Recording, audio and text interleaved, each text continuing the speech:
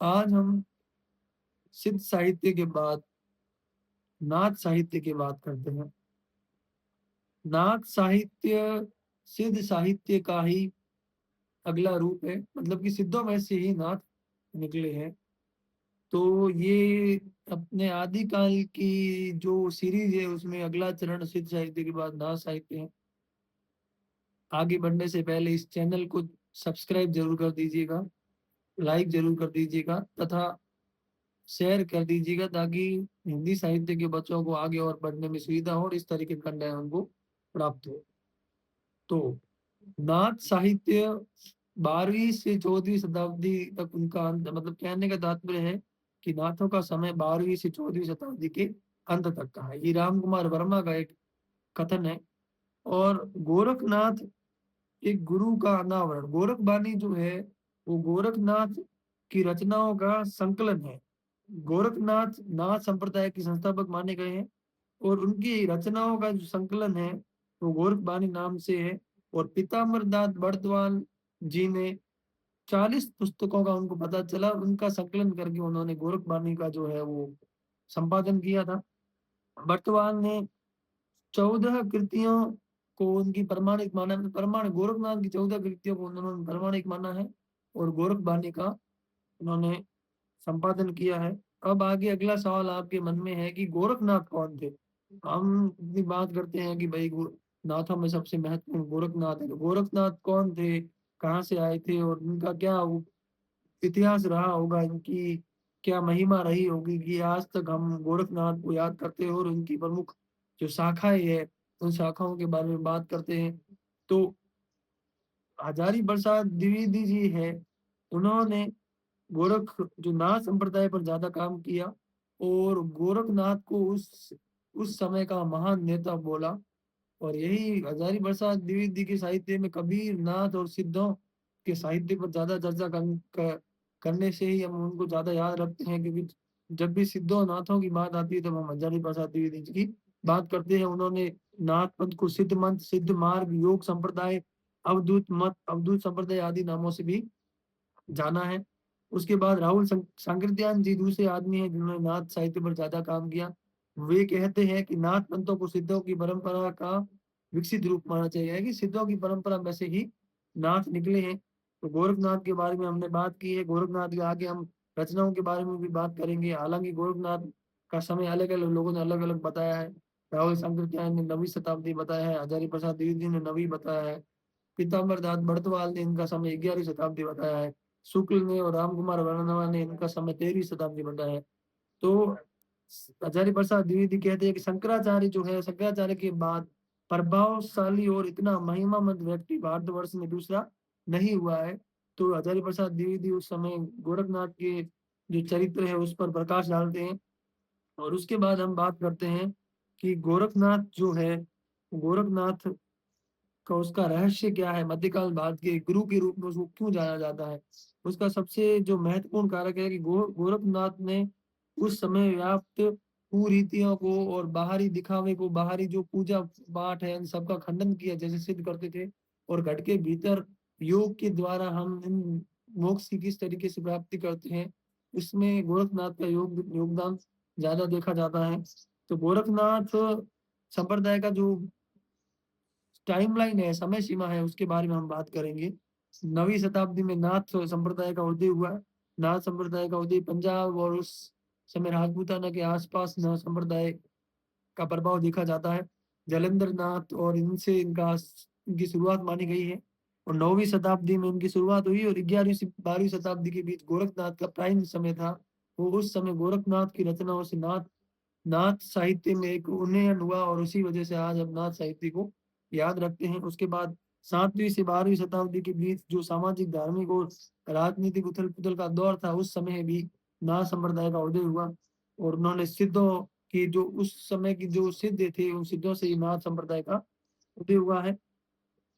और हम देखते हैं कि नाथ संप्रदाय में उसकी अगर भाषा की बात करें तो उनकी भाषा सदुकड़ी थी, जो बाद में हम कबीर की भाषा के रूप में उनको देखते थे। सरल सामान्य भाषा जो जनता की भाषा होती है, वही भाषा इन नाथों की थी।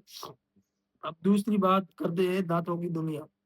अब जब परंपरा और उसके अनुयायी, नाथों की कौन-सी परंपरा रही है और कौन-कौन से उनके अनुयायी रहे हैं, इसके बारे में हम बात करते हैं। तो नाथों में सबसे जो इनका मुख्य संप्रदाय था, उस संप्रदाय में एक आध्यात्मिक वंश, एक विचारधारा जो पीढ़ियों से चली आ रही थी, उसका पालन हो रहा था। तो उस संप्रदाय के मेन नाथ संप्रदाय में गोरखनाथ थे। गोरखनाथ के बाद और अन्य नाथों में से जब हम बात करते हैं तो मत्स्येंद्र नाथ भी आते हैं, जलंधर नाथ भी आते हैं, हरिश्चंद्र, जड़भट्ट, नागार्जुन इत्यादि नाथों की परंपरा में माने गए हैं। नाथ जो थे वो घुमक्कड़ प्रकृति के जोगी थे, जो पूरे भारत में घूम-घूर कर अपने विचारों और प्रथाओं का सक्रिय रूप से प्रचार करते थे। ये घुमक्कड़ प्रवृत्ति के लोग थे। हम अभी आज जिनको जोगी के रूप में जानते हैं, वही वो नाथ थे। योगी थे, योगी से जोगी अपभ्रंश रूप उसका जोगी बना। तो यही नाथ परंपरा है और नाथों की परंपरा में वो घुमक्कड़ प्रवृत्ति के रहते थे और पूरे भारत में घूम-घूम कर अपने क विचारों का आदान-प्रदान करते थे। नाथ का अर्थ क्या है? नाथ ना का अर्थ होता है ईश्वर के शाश्वत निराकार स्वरूप का प्रतीक और थ का अर्थ होता है सृष्टि की स्थापित शक्ति का प्रतीक। तो इसमें नाथ और 2 अलग-अलग है, एक आध्यात्मिक और एक भौतिक। ना का अर्थ है कि ईश्वर का जो शाश्वत रूप है, जो निराकार ईश्वर, जैसे कबीर जी ने बात की है। कबीर जी कहते हैं कि जो ईश्वर है वो निराकार है, तो वो निराकार ईश्वर से तात्पर्य नाश है और थ से इस सृष्टि का प्रतीक है। इस जो भौतिक सृष्टि का प्रतीक जो है वो थ से है। तो आत्मा और परमात्मा कोई अलग नहीं है, ये भौतिक प्रकृति जो शक्ति है ये परमात्मा ने बनाई है, तो नाथ का वही अर्थ हो जाता है। और ये नाथ संख्या में 9 थे। सामान्यतः विद्वानों ने उनकी संख्या 9 ही मानी है। आचार्य रामचंद्र शुक्ल ने गोरख सिद्धांत संग्रह से इनके नाम लिए, उनमें नाथों में 9 नाथों को माना है, जिनमें सबसे पहले नागार्जुन, दूसरे जड़ भरत, हरिश्चंद्र, सत्यनाथ, भीमनाथ, गोरखनाथ, चरपटनाथ, जलंधरनाथ और अंतिम है मलयार्जुन। हिंदी साहित्य के इतिहास ग्रंथ में आप देख पाएंगे इन 9 नाथों के नाम। इन नाथों के जैसे कि मत्स्येंद्र नाथ है, उनके अलग-अलग नाम है, मीननाथ, मत्स्येंद्रनाथ। चौथे बोधिसत्व अवलोकेश्वर की ज्यादा से एग्जाम में पूछा जाता है। जलंधर को बालनाथ कहते हैं, नागार्जुन को रसायनी कहते हैं। नागार्जुन गोरखनाथ, जरपट, जलंधर का नाम सिद्धों और नाथों दोनों में लिए जाते हैं। ये सबसे इम्पोर्टेंट बातें हैं, क्योंकि नागार्जुन, गोरखनाथ, जरपतनाथ और जलंधर सिद्धों में भी है और नाथों में भी है। तो आगे हम नाथ दर्शन के सिद्धांत के बारे में बात करेंगे। इसमें उनका महत्वपूर्ण जो सिद्धांत है वो हठ योग है। किस तरीके से हठ योग की साधना करके ईश्वर की प्राप्ति की जाती है और किस तरीके से उस ईश्वर से जो रूबरू होना होता है, हठ योग के माध्यम से होना होता है। तो हठ योग ह का अर्थ होता है सूर्य और ठ का अर्थ होता है चंद्रमा।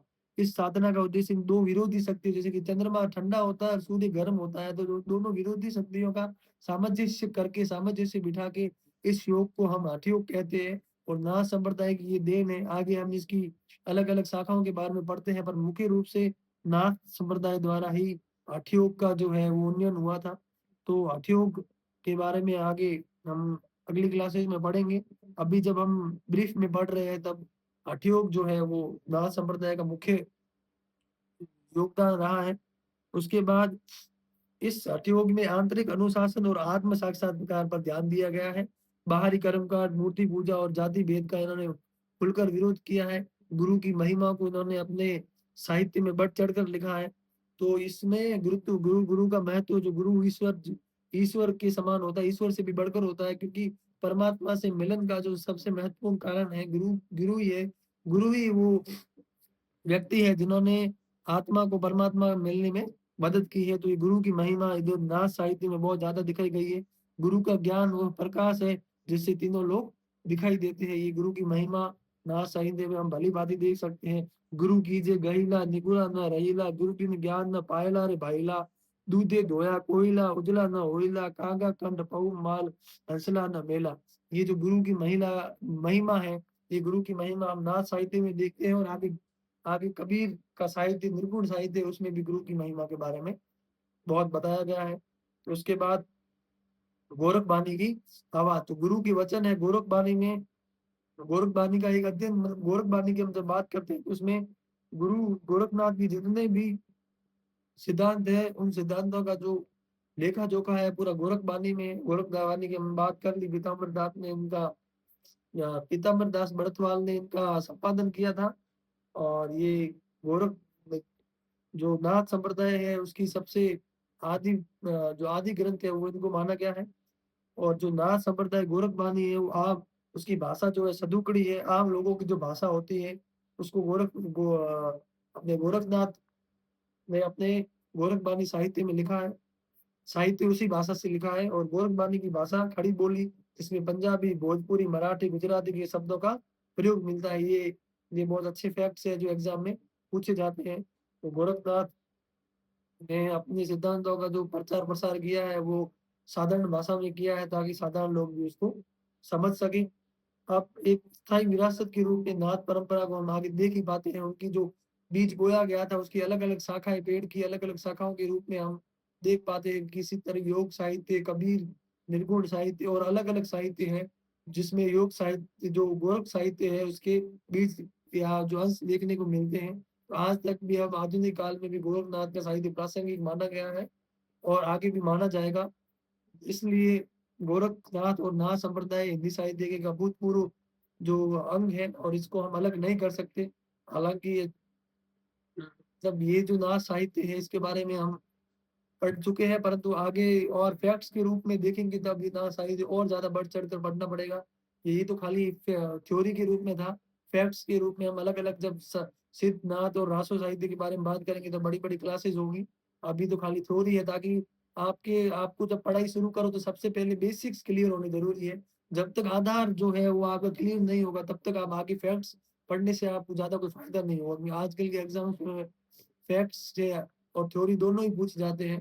तो पहले थ्योरी पढ़ लेंगे, फिर उसके बाद फैक्ट्स याद करेंगे, शॉर्ट्स के माध्यम से और एक प्रॉपर प्लानिंग के माध्यम से, ट्रिक्स होंगी, ट्रिक्स के माध्यम से याद करेंगे और हिंदी साहित्य को पढ़ने में एक आसान बना देंगे। जिस तरीके से अन्य विषय पढ़े जाते हैं, हिंदी साहित्य को भी अगर हम उतना आसानी से आसान बनाकर पढ़ेंगे, तो याद करने में आसानी होगी, उतना टफ भी नहीं लगेगा और स्टूडेंट्स को ज़्यादा समझ में आएगा। चैनल को सब्सक्राइब, लाइक और शेयर कर दीजिएगा अगर आपको कंटेंट पसंद आए तो। धन्यवाद।